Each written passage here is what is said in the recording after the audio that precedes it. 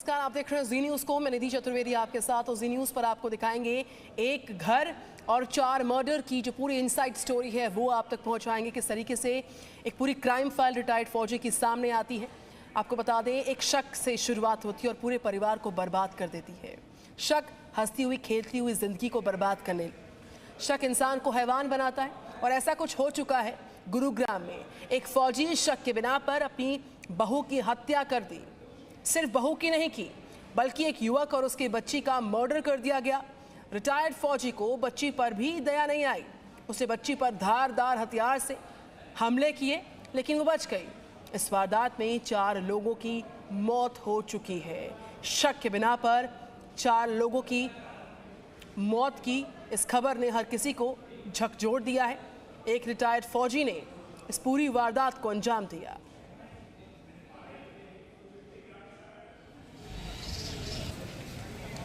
आपको बताएं, गुरुग्राम में हुए 4 लोगों की हत्या पर इलाके के डीसीपी दीपक सारण ने जो कहा है वो आपको सुनवाते हैं। ऊपर 4 मृत शरीर हैं, 4 डेड बॉडी हैं जिनकी की हत्या हुई है और आरोपी को राउंड अप कर लिया गया है। सर, इसमें आ रही थी खबर कि 2 बच्चे और 2 महिला और एक आदमी से 5 लोगों का है, तो क्या उसमें क्या कोई घायल भी है इसमें? वो डिटेल आपको हम थोड़ी देर में उपलब्ध करा देंगे। अभी सारा कुछ जांच का विषय है। क्या किसी गोली वाली मारी गई है या किस तरह? नहीं, गोली नहीं है। प्रथम दृष्टिया जो दिखाई दे रहा है वो ये पता चल रहा है कि तेजधार हथियार से ये वारदात की गई है। आरोपी ने खुद सरेंडर किया है। वो अभी सारी जांच का विषय है, आपको जल्दी सारी डिटेल बता दी जाएगी। घायल भी अभी बता रहे हैं, घायल है। हाँ, एक बच्ची घायल है जिसको कि हॉस्पिटल भेजा गया है। तो क्या कुछ पता लगा कि इसको शुरुआत में क्या कुछ वजह रही? वो आपको सारी डिटेल बता दी जाएगी। कितनी? तो इस पूरे क्राइम की जो इनसाइड स्टोरी है जी न्यूज़ आपको लगातार दिखाएगा।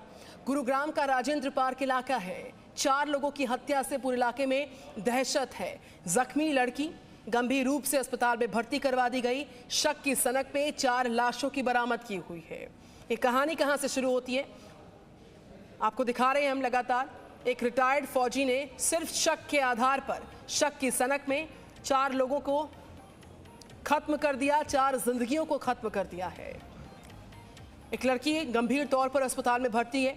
आरोपी ने खुद थाने में सरेंडर किया। रिटायर्ड फौजी ने 5 लोगों पर हमला किया था। पुलिस को एक ही घर में 4 शवों की बरामद की हुई। अवैध संबंधों की बिना पर हत्या की आशंका जताई जा रही है।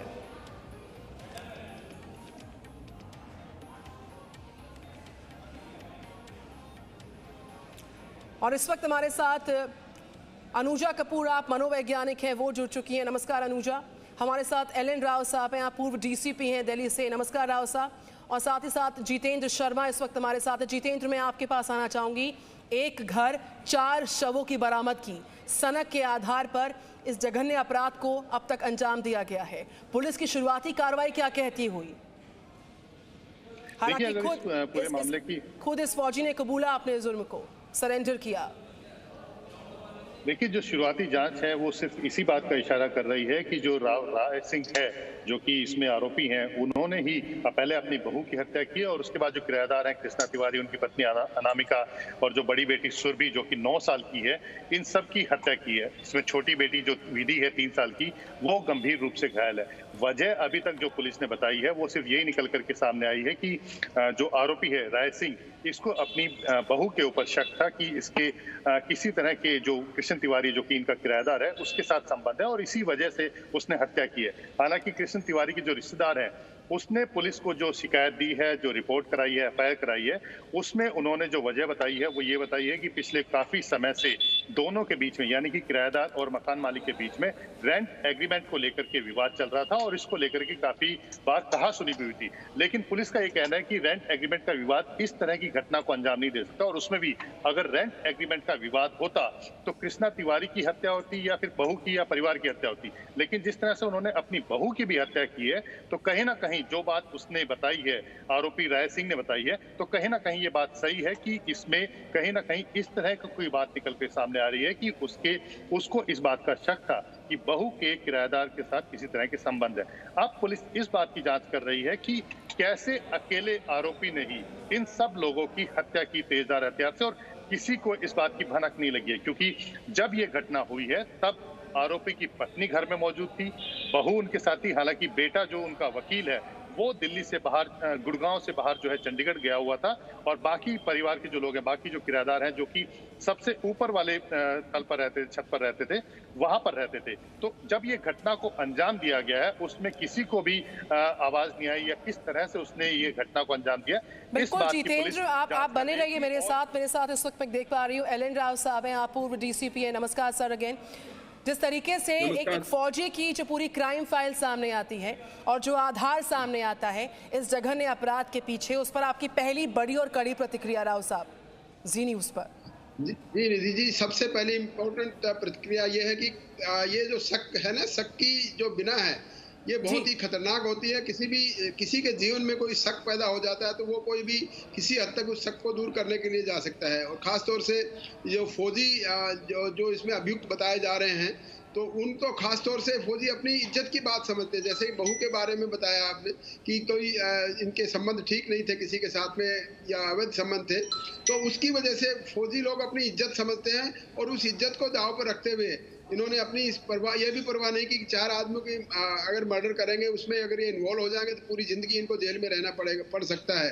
तो ये जो बात बताई गई है, तो मैं समझता हूँ कि ये बहुत ही जघन्य अपराध है। और इस अपराध की जो डीसीपी साहब बता रहे थे कि इसकी जांच अभी शुरुआती दौर पर है, और ऐसे केसेस में मोटिव का एस्टेब्लिश करना बहुत जरूरी है। और इसमें मोटिव, ये जो आप अप्रत्यक्ष रूप से जो मोटिव बता रहा है कि कोई अवैध संबंध का इसमें मामला बनता है, और यही वजह हो सकती है। वरना अगर किराएदार की बात अगर होती तो वो किराएदार में तो सिर्फ एक मकान मालकिन या जो भी है एक ही आदमी की हत्या होती अगर इस वजह से होती तो। लेकिन ऐसे केसेस में हत्या बहुत कम होती है कि किराए के लेन देन के मामले में हत्या का चांसेस बहुत कम है, जैसा कि पुलिस ने भी सही इसमें आकलन किया है। मैं समझता हूं कि ये जघन्य अपराध है, इसकी इन्वेस्टिगेशन में और ज्यादा खुलासे होंगे, और अभी इनिशियल स्टेज है, इसको अभी स्टेज पे कहना बहुत।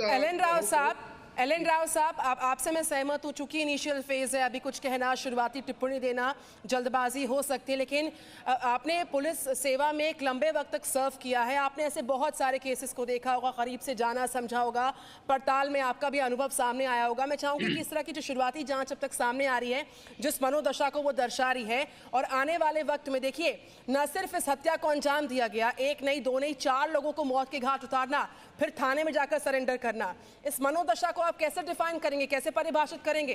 सिर्फ शक की बिना पर 4 लोगों की जिंदगी खत्म।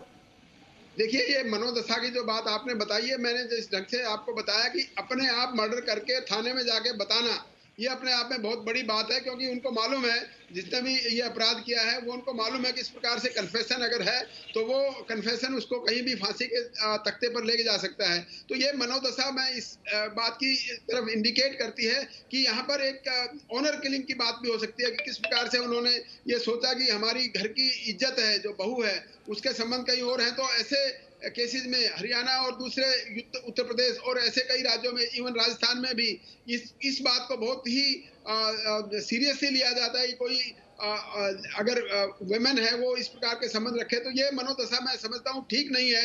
ये इस बात को शक की बात। राव साहब, मेरे साथ इस वक्त मैं देख पा रही हूँ विंडो में अनुजा कपूर, आप मनोवैज्ञानिक है, जुड़ चुकी हैं। हेलो अनुजा, ये जो पूरा मामला सामने आया है, सनक के आधार पर, संदेह के आधार पर, शक के आधार पर एक फौजी ने अपने परिवार का खात्मा कर दिया, 1 नहीं 4 बॉडीज उठी हैं उस घर से, उसके बाद सरेंडर करना, ये कौन सी विकृत मानसिकता है वो समझाइए हमारे दर्शकों को, मुझे भी समझाइए। और इस मनोदशा में आप कैसे इसको एनालाइज करेंगी, विश्लेषण करेंगी कि आप ये शख्स जो है थाने पहुंच जाता है और अपने गुनाह को कबूल करता है, कहता है कि हाँ मैंने मर्डर किया है। आप समझाइए अनुजा इस मनोदशा को।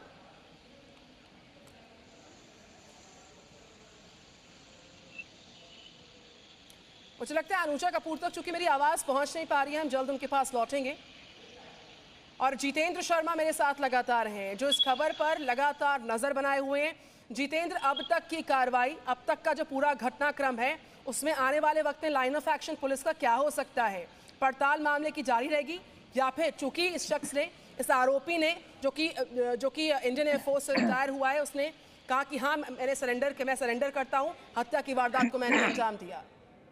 जितेंद्र शर्मा। देखिए निधि, जब भी कोई भी इस तरह की घटना होती है, चाहे किसी भी तरह का क्राइम हो, उसमें सबसे पहले ये एस्टेब्लिश करना जरूरी होता है कि मोटिव क्या था और मोटिव के बाद क्राइम की वजह क्या थी। जिस तरह से ये घटना हुई है और जिस तरह से सीक्वेंसेस रहे हैं, जैसे पहले उन्होंने अपनी बहू की हत्या की और उसके बाद किराएदार के पूरे परिवार की हत्या की है। हालांकि छोटी बेटी अभी गंभीर रूप से घायल है, लेकिन डॉक्टर भी उसकी हालत को काफी नाजुक बता रहे हैं। तो ये जो सीक्वेंस है, ये अपने आप में बताता है कि ये रिवेंज था, एक तरह से जिस तरह से कह सकते हैं कि जो ऑनर किलिंग है, क्योंकि खुद जितने भी एक्सपर्ट्स हैं और जितने साल हो गए क्राइम में, तो अक्सर जब भी इस तरह की घटना होती है तो ये घटनाएं प्राइड को लेकर के होती हैं, क्योंकि जो एक आरोपी है उसकी बहू के अपने किराएदार के साथ संबंध थे, इस तरह का उसको शक था और इसी शक के आधार पर उसने ये हत्या दी है। अब पुलिस के लिए जो सबसे पहला काम है वो यही है कि जो घटना उसने बताई है, क्योंकि आरोपी ने खुद पुलिस को सरेंडर किया है, अब पूरे सीक्वेंस वाइज और फॉरेंसिक एनालिसिस के साथ कि ये मोटिव क्या था और किस तरह से उसने इस जो इंसिडेंट है उसको किस तरह से अंजाम दिया, तो ये जो सीक्वेंस और मोटिव है इसको पूरी तरह से लेकर के आना होगा सामने और उसी के बाद ये केस को आगे अदालत में पेश किया जाएगा, तभी जाकर के आरोपी को सजा दिलाई जाएगी। मैं समझना चाहूंगी, अगर हम इन रिटायर्ड फौजी की बात करें, जो मोटिव है, जो सीक्वेंस ऑफ मर्डर है, जिस तरीके से इस वारदात को अंजाम दिया गया एक के बाद एक, क्या परिवार के लोगों से पुलिस ने यहाँ पर बातचीत निश्चित तौर पे की होगी? किस तरह की मनोदशा इस शख्स की रही थी? क्योंकि इसने इंडियन एयरफोर्स को सर्व किया है। एक फौजी की जो छवि होती है, जो मजबूत, जो परिपक्व इमेज होती है, उससे इतर यहाँ पर मानसिक तौर पर इतना कमजोर पड़ जाना कि एक नहीं 2 परिवारों को खत्म करना, 4 बच्चों पर, देखिए माफ कीजिएगा, 2 बड़े लोग हैं, 2 बच्चियां उसमें शामिल है, गंभीर तौर पर जख्मी है, और अपनी बहू को खत्म कर देना। देखिए, सबसे पहले हमें ये समझना होगा कि जब भी इस तरह के क्राइम होते हैं तो उसके पीछे क्या वजह होती है। अक्सर हम देखते हैं कि सुपारी किलिंग होगी, चाहे हम कॉन्ट्रैक्ट किलिंग कहते हैं, लेकिन अगर फैमिली के अंदर इस तरह की कोई घटना होती है, अगर मर्डर होता है, तो उसके पीछे कहीं ना कहीं या तो आपकी ऑनर किलिंग होती है जिसमें एक प्राइड होता है, जिसमें अगर हम अक्सर इस तरह से अपने दिल्ली एनसीआर के आसपास, हरियाणा, पंजाब, राजस्थान और यूपी के अंदर आसपास के इलाकों में इस तरह की घटनाएं देखते हैं कि जब किसी परिवार ने अपनी बेटी की हत्या कर दी या फिर जिसने बिल्कुल जितेंद्र, मैं लौट रही हूँ। जितेंद्र, हमारे साथ अनुजा कपूर है, उनसे संपर्क हो नहीं पा रहा था, अब चूंकि मेरे साथ वो जुड़ चुकी हैं। अनुजा, सवाल बड़ा बेसिक है। देखिए, जिस तरीके से इस जघन्य अपराध को अंजाम तक पहुंचाया गया, 2 बच्चियों पर हमला किया जाता है, 4 लोगों को मौत के घाट उतारा जाता है, एक फौजी द्वारा इस पूरी घटना को अंजाम दिया जाता है, इस मनोदशा को आप कैसे परिभाषित करेंगी? फिर ये फौजी जाता है थाने में और सरेंडर करता है, किस तरह की विकृत मानसिकता? देखिए, आप ये समझ सकते हैं कि क्योंकि वो फौजी हैं, तो फौजी इस बात को अच्छी तरह से मानते हैं कि सही और गलत क्या है। तो मैं ये बिल्कुल नहीं कहूंगी कि उनको इस बात के बारे में पता नहीं था कि जो वो कर रहे हैं वो गलत है कि सही है। उन्होंने क्योंकि जाकर अपने आप में कन्फेशन दिया है, तो जहां पर अपने आप कन्फेशन देना, इसका मतलब वो इसकी गरिमा को जानते थे, वो जानते थे कि वो क्या कर रहे हैं और उसका रिजल्ट आने वाले वक्त में क्या आएगा। तो ये एक बहुत बड़ी बात है। So first thing. दूसरी बात यह है कि पैंडेमिक एक एरिया कैसा रहा है थ्रू आउट, कि जहां पर अब वो रिटायर भी रहे हैं, वो घर में भी रहे हैं, और उनके मन में जो एक आपको भी मालूम है कि जब एक रिटायर्ड ऑफिसर होता है और क्योंकि वो जब तैनात होते हैं अपनी ड्यूटी पे, तो वो हर किस्म से चीजों को देखते हैं और उनमें भी एक प्रोफाइल होती है। वो ऐसे नहीं मैं कहूंगी कि बिल्कुल ही बस कोई चीज उनके मन में शक आया या नहीं, तो देयर कुड बी समथिंग, कोई चीज तो है जो उनको खटकी, और उसको खटकने के बाद उन्होंने उस सिचुएशन को आगे करा। बट दुख की बात यह है कि उन्होंने ये रास्ता अपनाया। He was a person of law and order. वो इस चीज के बारे में तरीके से शनाख्त करवाते, बात करते, बैठ के बात करते, बट उस जो भी उन्हें एक लूप होल दिखा, उन्होंने उसका तरीका यही सोचा कि उसको मार देना, बच्चे तक को।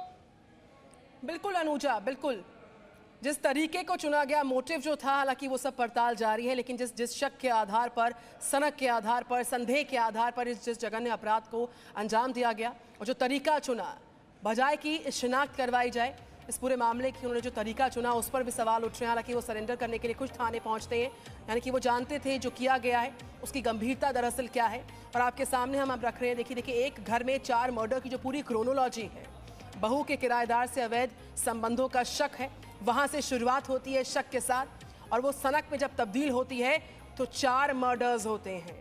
बच्ची भी एक गंभीर तौर पर जख्मी है। एक 9 साल की बच्ची थी, एक 4 साल की बच्ची है। एक छोटी बच्ची गंभीर अवस्था में अस्पताल में भर्ती। इस खबर पर कोई और अपडेट आएगी जी न्यूज़ की नजर लगातार है। फिलहाल मेरे साथ एलएन राव साहब थे, पूर्व डीसीपी दिल्ली से, बहुत धन्यवाद उनका। अनुजा कपूर मेरे साथ आई, मनोवैज्ञानिक, बहुत धन्यवाद उनका। जितेंद्र शर्मा हमारे साथ लगातार लाइव रिपोर्ट कर रहे थे गुड़गांव से, उनका भी बहुत शुक्रिया। Presenting B News app available on Google Play and App Store. Download it now.